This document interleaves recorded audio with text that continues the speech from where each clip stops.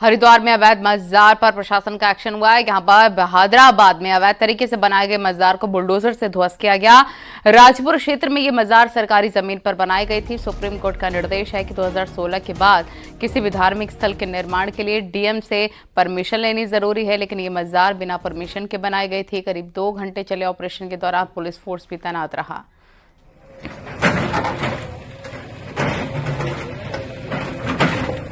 बिना प्रशासन की मंजूरी से मजार बनाई गई थी। ध्वस्तीकरण की कार्रवाई हुई। एक्सक्लूसिव तस्वीरें आप देख रहे हैं। इस आलीशान मजार को कैसे बुलडोजर से ढाया जा रहा है।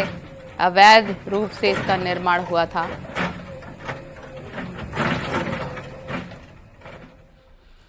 हरिद्वार के प्रतिबंधित क्षेत्र में एक खोखे पर नॉनवेज पकाने पर नगर निगम ने बड़ी कार्रवाई की। नगर निगम की टीम ने जेसीबी मशीन से खोखे को ध्वस्त कर दिया। ये खोखा सर्वानंद घाट के पास अतिक्रमण कर बनाया गया था। साथ ही प्रतिबंधित क्षेत्र होने के बावजूद यहां नॉनवेज पकाकर खाया जा रहा था।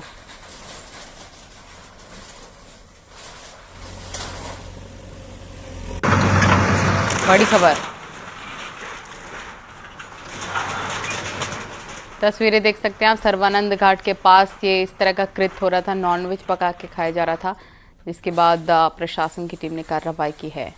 नॉनवेज पकाकर खाने पर एक्शन।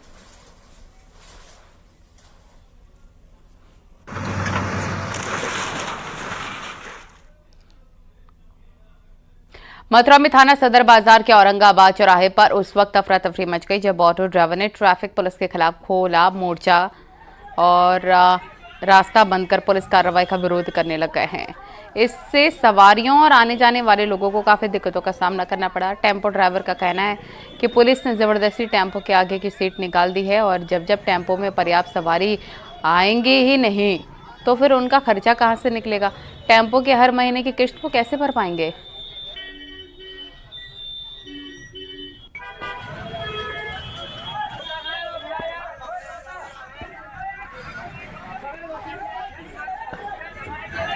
मेरे घर सर फैमिली है सर, मेरी आगे की सीटें निकालनी और मेरे को 5,000 रुपए का चालान किया और मेरी आगे की सीट पुलिस पर है सर। उन्होंने निकाल के रख रखी है अपने पास में और तहसील पर मेरा चालान किया था उन्होंने और मेरे से बोले 3 सवारी लेके जाना है। 3 सवारी सर मेरा पड़ता नहीं आता है। मेरे 15,000 रुपए की किस्त है। 15,000 रुपए में बताओ कहाँ से लेके आऊंगा। 60-30 रुपए की इधर से सवारी लेके जाता हूँ, 30 की पल्ली तरफ से लेके आता हूँ सर। 60 रुपए की सवारी होती है। 4 चक्कर मेरी गाड़ी लगाती है। चार्जिंग वाली मेरी गाड़ी है सर। आगरा में रील बनाने के चक्कर में एक लड़के की जान चली गई। रील बनाने के दौरान लड़का लोहे का जाल उठा रहा था, तभी युवक जाल के नीचे गिर गया। लोहे का जाल युवक के गर्दन पर गिरा, जिससे उसके मौके पर ही मौत हो गई है। पूरा मामला सराफा बाजार का बताया जा रहा है।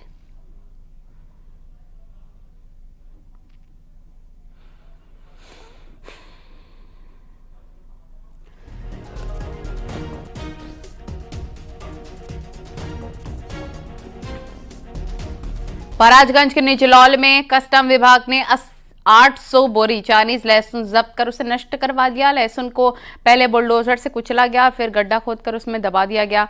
कस्टम विभाग की इस कार्रवाई से खासकर जो चाइनीज लहसुन की तस्करी करने वाले तस्कर हैं उनमें हड़कंप मच गया है। और इससे पहले भी कस्टम विभाग ने चाइनीज लहसुन को बड़े पैमाने पर जब्त कर नष्ट किया था।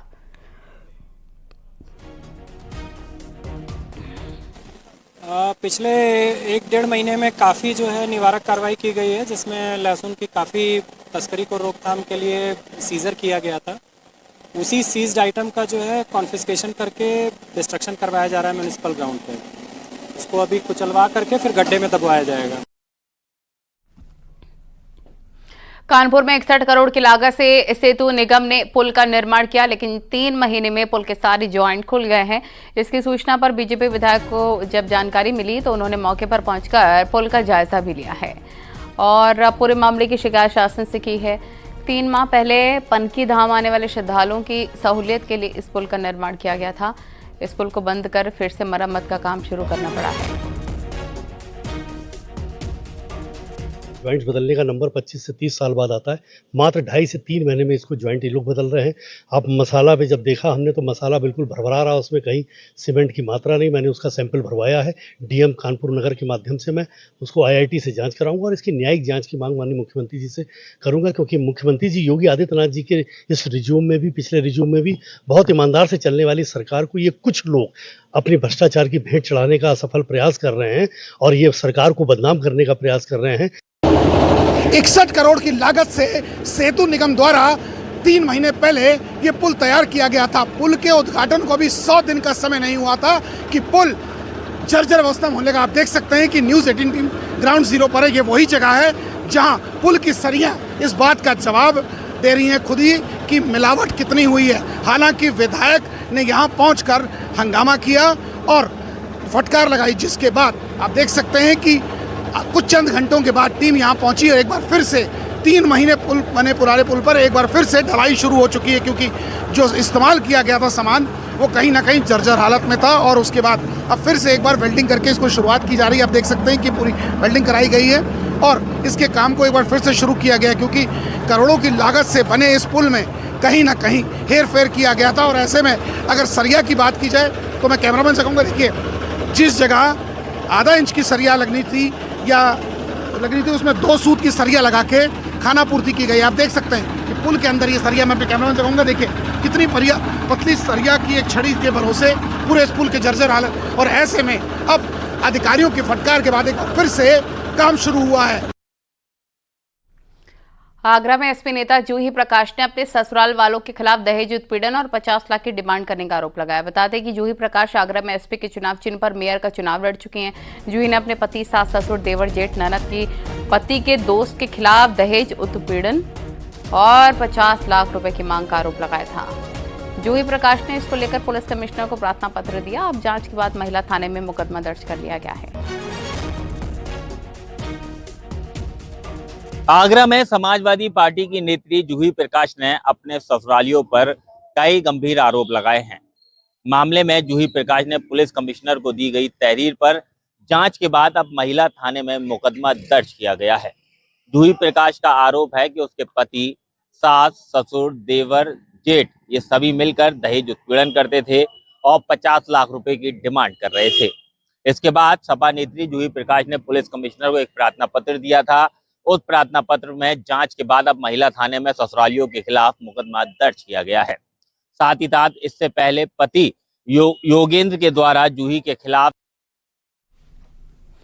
आगरा में एक महिला और लड़की आपस में भिड़ गई। दोनों आए दिन एक दूसरे पर कमेंट करते थे। मामला वाराही अपार्टमेंट का है। आरोप है कि महिला ने जब लड़की पर कमेंट किया तो लड़की आग बबूला हो गई, मारपीट करने लग गई। मारपीट की तस्वीरें कैमरे में कैद हुई हैं और पुलिस को मामले की शिकायत दी गई है। शिकायत के आधार पर पुलिस जांच पड़ताल में जुट गई है। तो एक आंटी और एक लड़की के बीच में जबरदस्त लड़ाई हो रही है, क्योंकि ये आरोप है लड़की का कि ये औरत उसको लगातार कमेंट करके परेशान करती थी। तो एक महिला और एक लड़की के बीच में आपसी संघर्ष।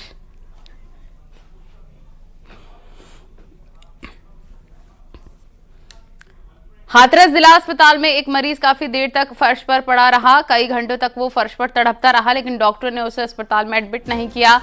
और बताया जा रहा है कि मरीज के तीमारदार का कहना है कि पिछले कई दिनों से वो मरीज अस्पताल में लेकर आ रहे हैं, लेकिन डॉक्टर जो हैं उसे अलीगढ़ जाने को कहते हैं और जब अलीगढ़ ले गए तो वहां से मरीज को वापस लौटा दिया गया। पिछले कई दिनों से परिजन मरीज को लेकर इधर उधर चक्कर काट रहे हैं। भर्ती न करा, खून चढ़ाया ना इन्होंने। अच्छा, कितने दिन से आप डोल रही हो यहाँ पे? कितने दिन से घूम रही हो यहाँ पे? हमने कुछ कम थी 1-1.5 महीना हो गया ना, आते कोई सुनवाई ना हो रही हमारी। डॉक्टर क्या बोल देते हैं? नहीं कहता अलीगढ़ ले जाओ।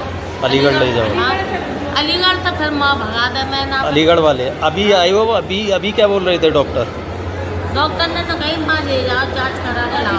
मतलब इन्हें एडमिट नहीं कर रहे हैं? ललितपुर में नहरों की सिल्ट सफाई नहीं होने से किसान नाराज हैं। लोगों का कहना है कि महरौनी, ललितपुर, मडावरा, पाली और तालबेहट में अभी तक नहरों की सफाई का काम शुरू नहीं हुआ है और बता दें कि कई माइनरों में सफाई के नाम पर केवल औपचारिकता की जा रही है। लोगों का आरोप है कि सिंचाई विभाग की अफसरों की लापरवाही के चलते सफाई नहीं हो पा रही है। कई नहरों में 1-1 फीट तक सिल्ट जमा है। बता दें कि सरकार की ओर से हर साल सिल्ट सफाई के लिए करोड़ों रुपए आते हैं, लेकिन अभी तक सिल्ट की सफाई नहीं होने से किसानों में नाराजगी है। क्या जिले में कहीं नहरों की सफाई हो रही है कि नहीं हो रही है? देखिए, ऐसा भी प्रतीत देखने में तो ऐसा कहीं नहीं आया है, लेकिन जहाँ भी हो रहा है अगर तो वह खाना पूर्ति के तौर पर किया जा रहा है। क्या इस मामले की आप शिकायत करेंगे डीएम से? देखिए, जिलाधिकारी महोदय से शिकायत करने का वैसे तो औचित्य कुछ नहीं होता है, क्योंकि ये उनकी नैतिक जिम्मेदारी है कि उसका भौतिक सत्यापन करते हुए किसानों के लिए टेल तक पानी पहुँचाना सुनिश्चित कराएं। बुंदेलखंड के ललितपुर जिले में एक बार फिर से नहरों की सिल्ट सफाई के नाम पर बड़ा खेल शुरू हो गया है।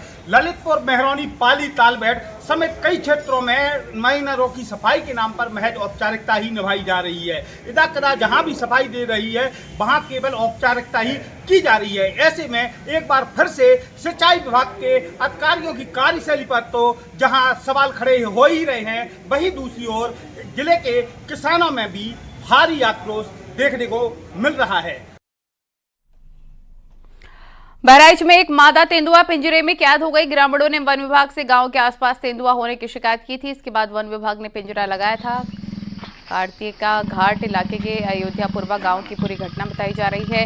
वन विभाग ने अधिकारियों का कहना है कि तेंदुआ की मेडिकल जांच कर उसे जंगली इलाके में छोड़ दिया गया है।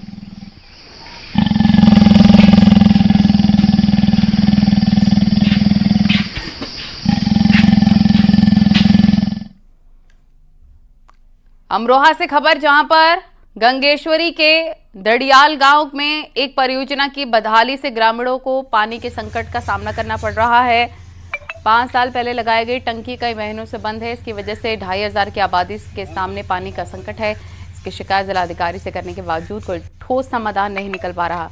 पेयजल की किल्लत के खिलाफ ग्रामीणों ने प्रदर्शन किया। जल परियोजना को फिर से शुरू करने की मांग की। शिकायत करी थी डीएम साहब के यहाँ पे भी दो तीन बार देखा है, लेकिन अभी तो कोई सुनवाई नहीं हो पाई है। कितने घरों में पानी जाता है टंकी से? पानी तो ये लगभग ऐसा मान लो 150 घरों में पानी जाता था, और अब तो पाइप फूट चुके हैं, तो अब तो और भी कम जाएगा, 50 के आसपास में जाएगा। कहीं उसी मोहल्ले में, टंकी वाले मोहल्ले में जाएगा कहीं।